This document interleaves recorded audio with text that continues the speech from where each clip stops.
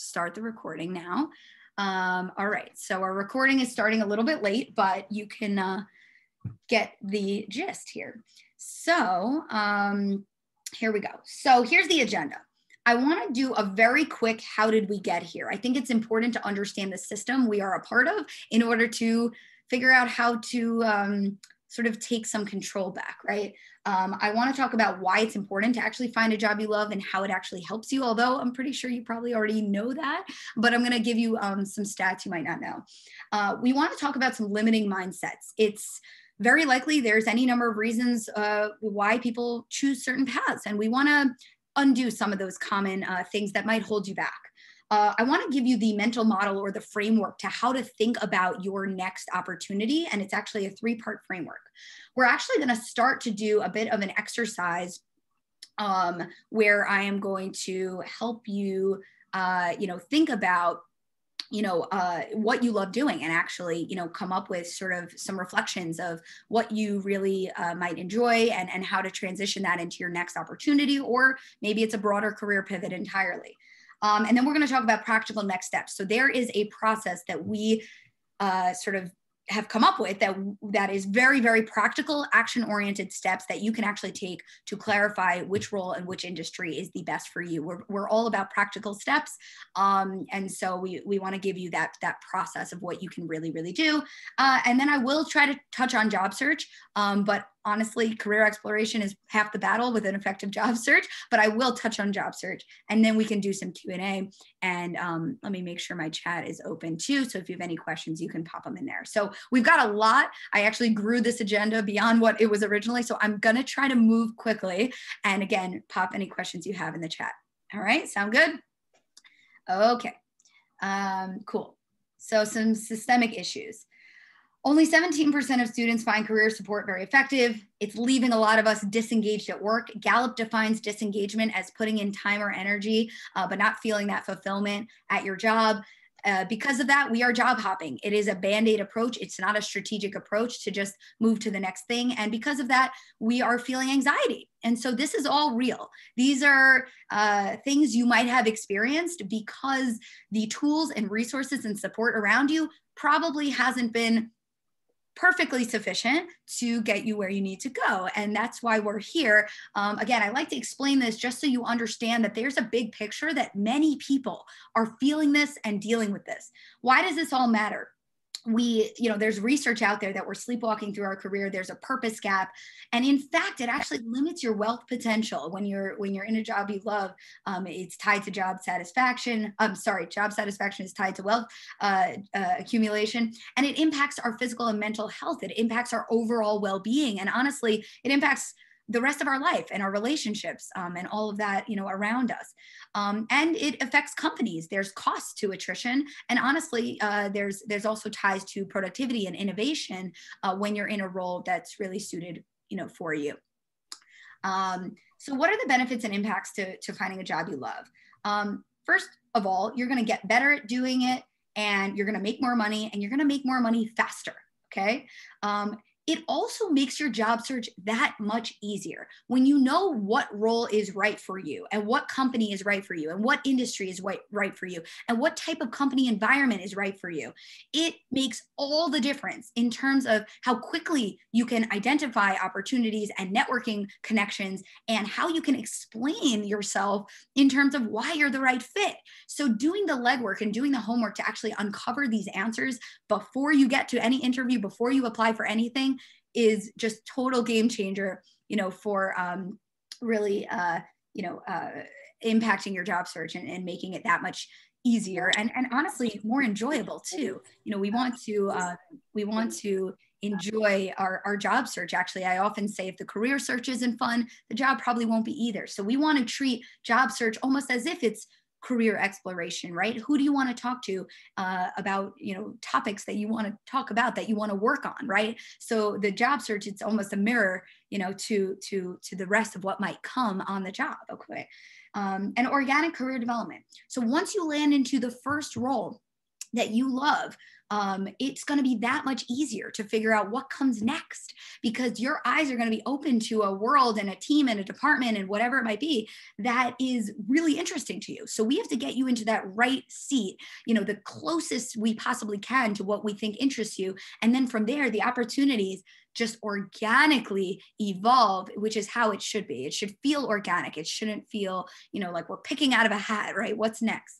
And of course, relief and excitement. It actually feels so good to know what you want to do and where you fit and what work style, what, you know, role aligns, both in terms of exciting you, challenging you, aligns with aligns with you, right? So like there are certain skills and projects and tasks that are going to be more enjoyable to you than others, right? So when you feel relieved that you understand the role and the industry and the environment, it just, like, for example, my path, I feel very clear about what I'm, you know, supposed to be doing, but that doesn't necessarily mean it's easy, but I can sleep at night knowing that I feel I am on a path I'm meant to be on.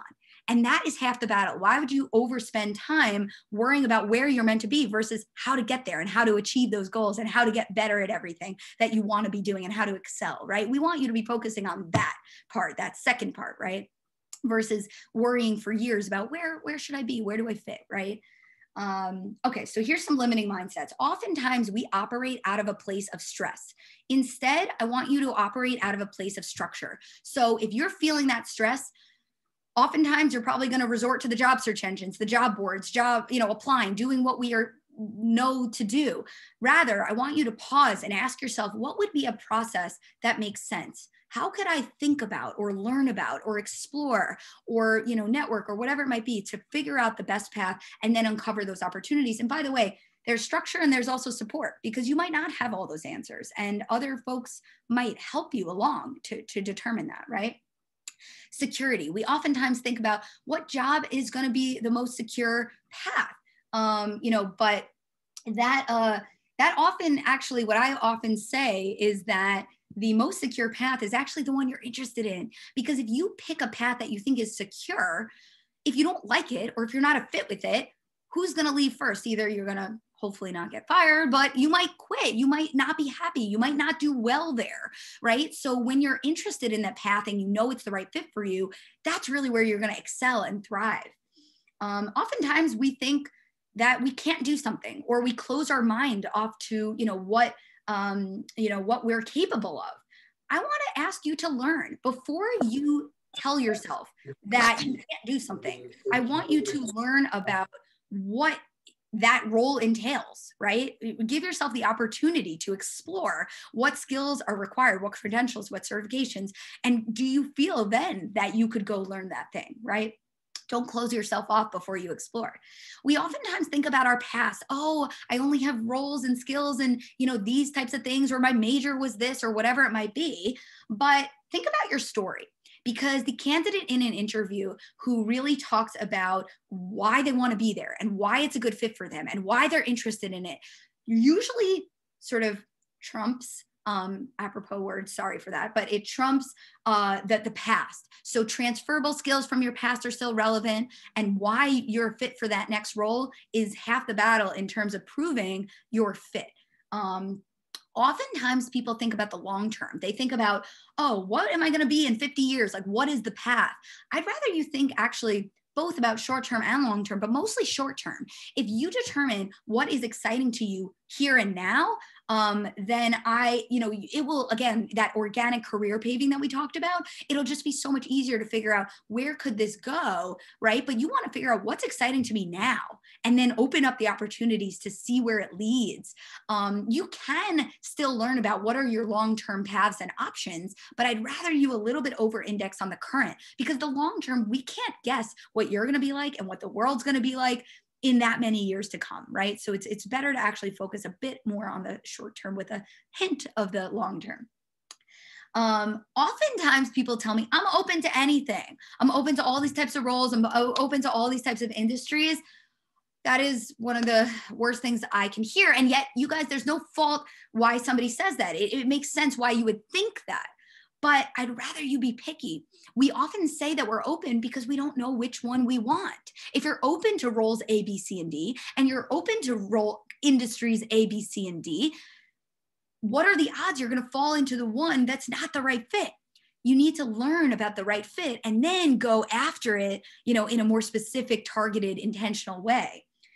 Oftentimes we only choose things we're aware of. It's okay to say, I don't know what's out there. I'm not sure what these roles are. I'm not sure what roles are available to me, et cetera, et cetera. Oftentimes we think about interviewing as this job we need to crush, we need to do it well. Think about conversations. Who do you want to talk to about what and why? Interviews are a mirror into the job you will do. What conversations do you want to have with whom and about what and why, right? Interviews, it's not like a task to check off to do well. I, in my past life, got so good at interviewing, I landed a job that I ended up hating, and it did not last because it's not going to go well if you just do interviewing well, right? Who do you want to have interviews with? Who do you want to interview you? And who do you want to ask questions to in order to make sure they're a good fit for you, right?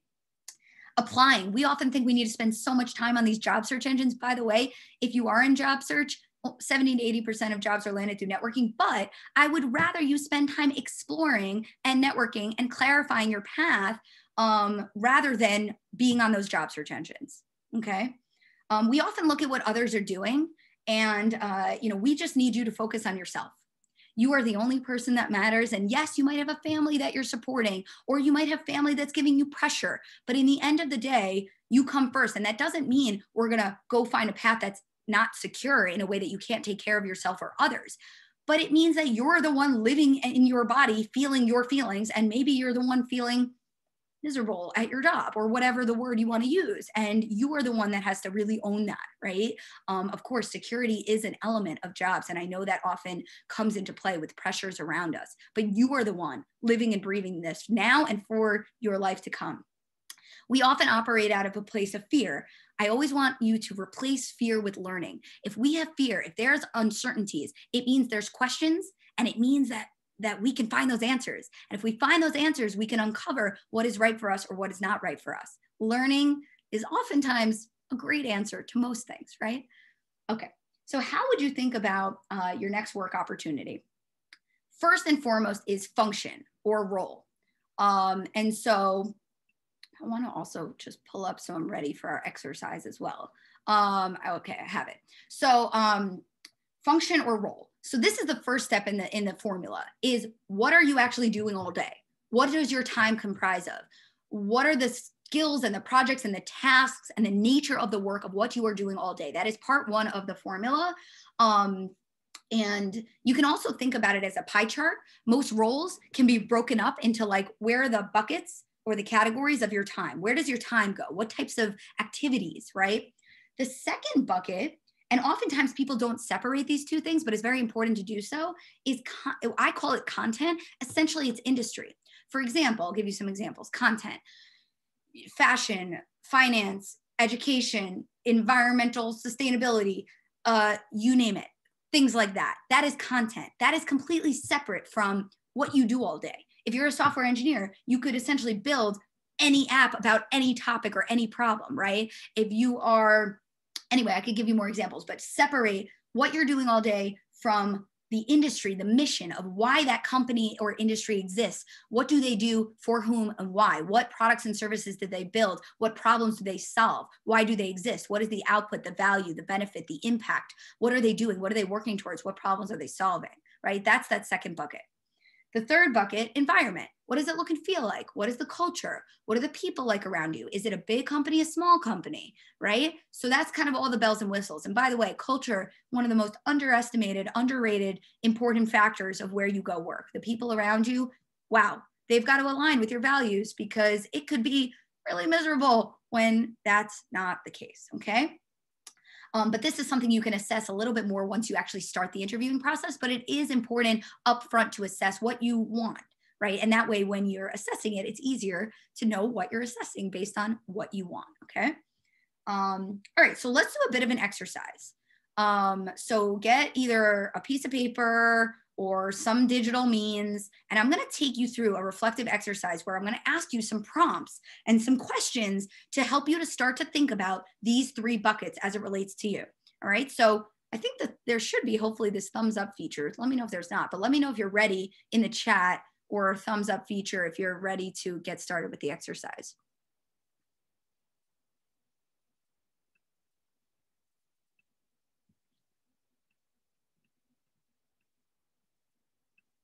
Okay, I see a thumbs up. All right, let's do it. Cool.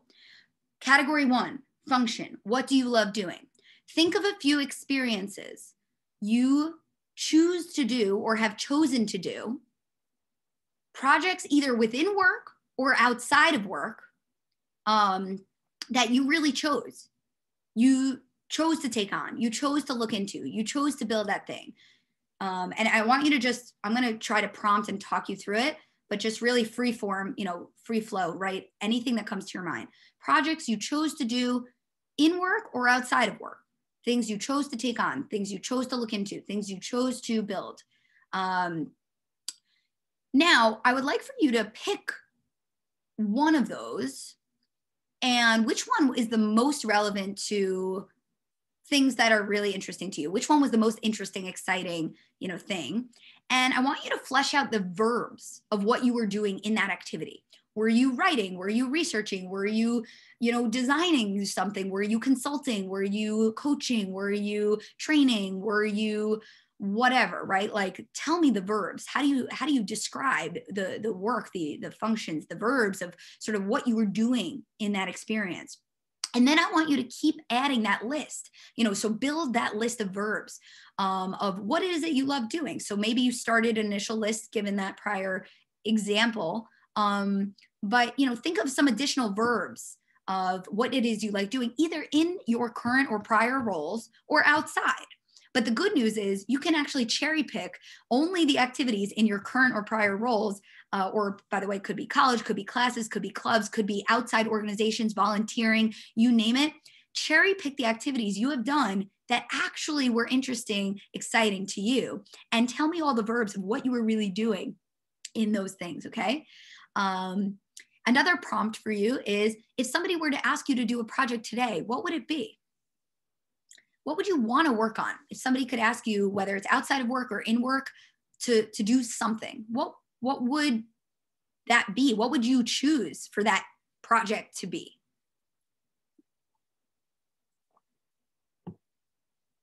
I'll give you another 20, 30 seconds before I give you another prompt. I want you guys to keep free flowing on this stuff.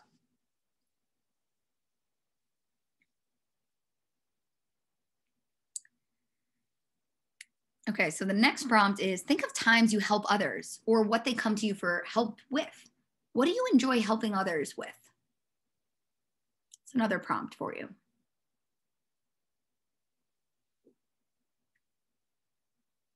All right, so let's go on to the second section, okay? And the second section is content.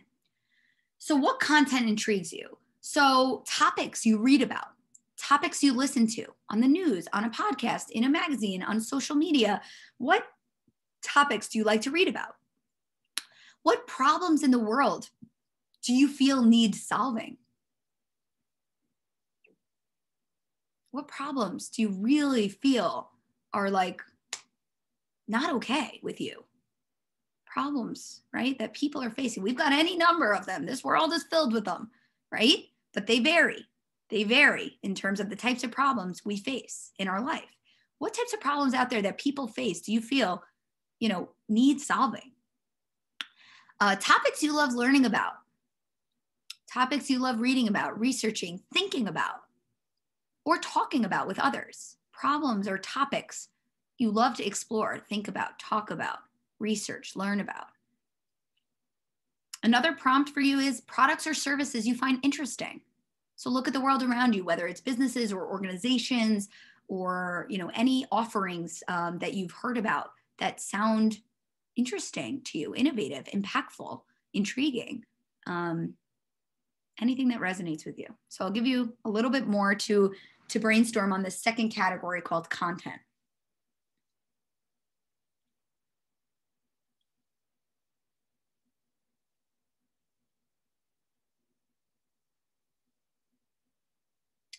So section 3, and by the way, I know I'm going quickly, but this is giving you the framework you can continue to reflect on, of course, after this call, right?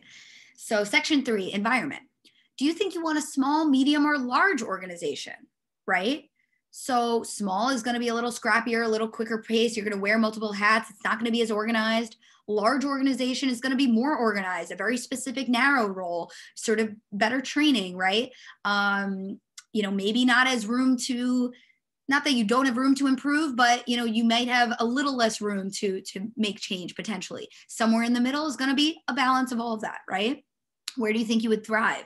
Do you want it to be fast-paced, medium-paced, slow-paced? Do you want to travel? Do you want remote or in-person or a hybrid, right? This is very relevant to today. And most importantly, traits of people you want to work with. So what are your values that you think the company should also embody, right? What are the values of the people you want around you? And, the last prompt I'll give you is just closing your eyes and picturing it.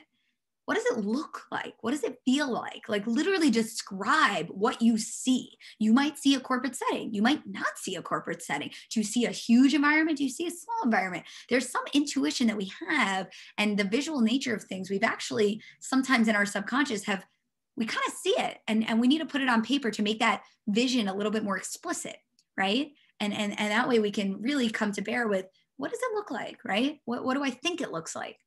Okay. So you can continue to reflect on these 3 things, but for now, I'm going to keep going. So here's some practical next steps. 1, continue reflecting, as I've just been mentioning. You want to keep doing this exercise, keep fleshing it out. Number 2, translate this first category into potential roles. Translate the second category into potential industries. So that's the point. When we come up with things we love doing, then we ask ourselves, what role might do that? And content, for example, if you're like, I want to solve problems in education, there you go. Content, this one's a little easier to translate directly, right? 3, learn. You need to learn deeply. The biggest reason that we don't know what is right for us is because we don't know enough about what's out there, and then we have to relate it back to ourselves. So research is obviously a good way of doing it. Networking is the main way of doing it. Really get deep into what these roles are and what these industries are. If you can learn enough that you have a full picture of all of the options, you can then compare and contrast and prioritize effectively. And experiential learning, you can take a course, you can shadow somebody, you can volunteer, you can do some pro bono work, you can do any number of things to try to test things before you move into that path. Now, you're going to need to reflect and iterate. You're going to need to stay fluid, because you might learn in step 3 that there's some things you don't want or some things you do want. How do you lean in closer and closer and closer until you feel clear and confident? And by the way, this process is best to be done in, like, I'm not going to say one sitting, but it's best to be done in, like, call it 3 months or whatever it might be, because when you condense that learning, it really, really helps, versus if you spread it out over the course of your life, you don't often, it takes a longer time to get there, okay? Here we go, 2 to 3 months, depending on your pace. It can be self-paced. You can, of course, do these activities at whatever pace you like. Remember to be patient and persistent. This does take a tiny bit of patience, but it also takes a little bit of effort. And I can guarantee that when I support people through this process, when you learn and reflect, it absolutely increases the clarity and the confidence of what path is right for you. So I'm going to talk very quickly about job searching. So first and foremost, are you being transactional versus considering what conversations you'd enjoy having with whom and about what?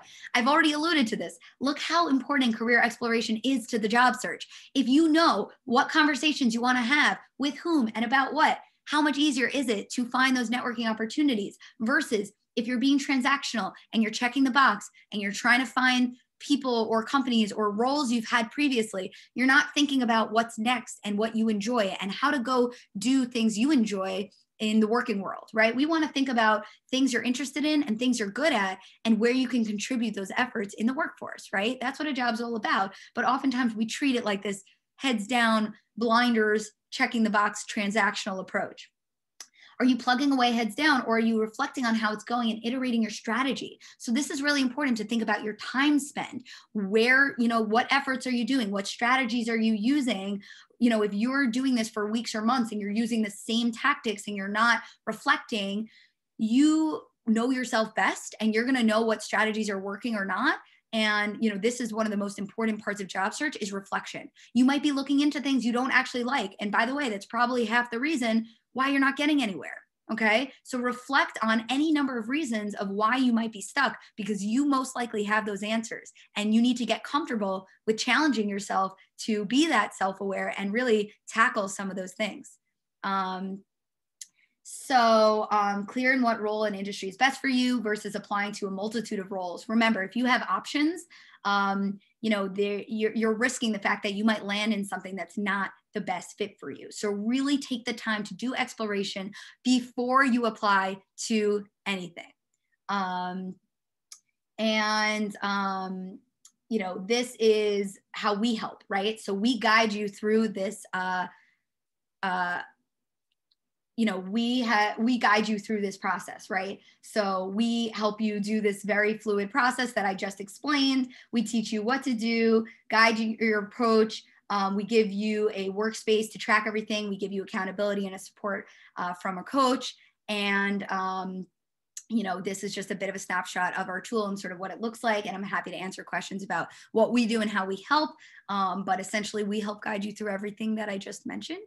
And drop your email. I think we already have your emails, but make sure your full name is here on Zoom so we can follow up with you. I would love to connect with each of you one-on-one, and I will show you some of our info here. You can email me directly at this email, or you can set up a time one-on-one with me to chat. But at this time, I will welcome any questions in the chat. Or feel free to unmute and unvideo, or put yourself on video. I would love to answer any questions. How can you apply a mindset of structure to a stressful short-term situation, needing a job ASAP due to a recent layoff? So that's a really, really important question. So if you do have a dire circumstance, and obviously job search comes first in the sense of like, you need security, you need to pay for your life. Obviously, that is the first thing a job is for. So in that case, I would try to, your quickest solution is going to be finding the role that you've had previously. And if you just simply need to job search to do that, then I would do that. And then most of my clients actually do career exploration while they're working. So even while you're in a current job, you can then come back to career exploration to make sure you feel like you have the security to then go through career exploration at a pace that you're comfortable with. Does that make sense, Katie? I mean, I think, you know, the mindset, you know, again, you have to take care of yourself first and foremost. So land a job in the time frame you need it, employ those best practices for job search. And then as soon as you have the capability and the time, you know, go through exploration when you can, or as soon as you can. Does that make sense? Yeah, that's super helpful. Thank you. Cool. Any other questions?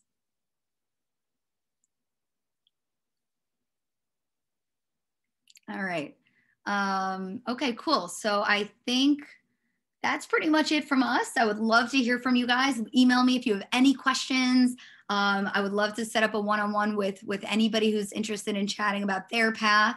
And yeah, just check us out. And I hope this was really helpful for you guys. Thank you, Antonio. I'm glad it was helpful. I know I went really quickly, but I tried to just give you a quick overview as to what career exploration is all about. And yeah, if anyone has any last minute questions, I'll hang on for another minute in the chat. Yes, I will send out the recording. Yes. If anyone has any other questions, keep us posted. And if not, just keep in touch and reach out. We'd love to chat with you guys. Cool. Hey, Alicia. All right. I guess I will end this meeting. Seems like people don't have questions. So keep in touch, guys. And thanks for joining.